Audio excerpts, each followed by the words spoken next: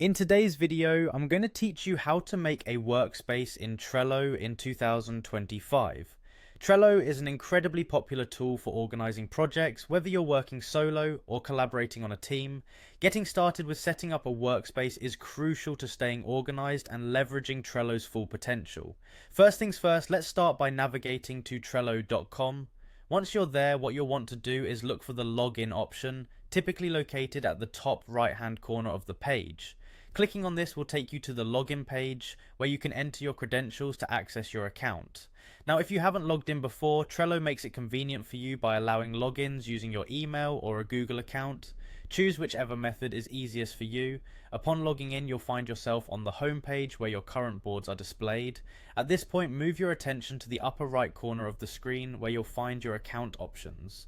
When you click on your account icon, a drop-down menu will appear. From this menu, you're going to look for and select the option that says Create Workspace. It's a simple step but opens up a world of organization possibilities.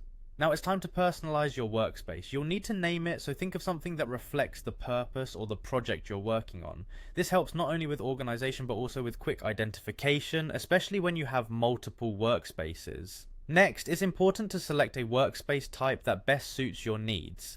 This might be a business-related workspace, a personal organization hub, or even a project-specific setup.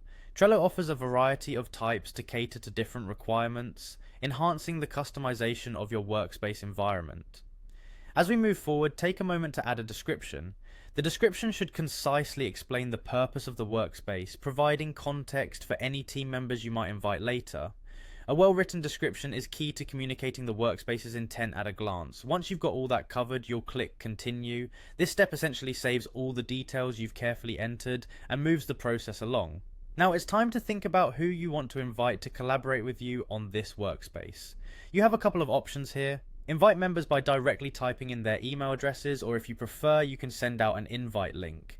It's worth mentioning that you're not locked into doing this immediately. If you're still finalizing who needs access or waiting for confirmation, you can opt to invite members at a later time.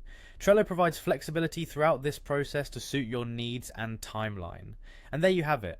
Creating a workspace in Trello is straightforward once you know the steps. Remember, the goal is to set yourself up for a successful and organized workflow, allowing you and your team to collaborate efficiently.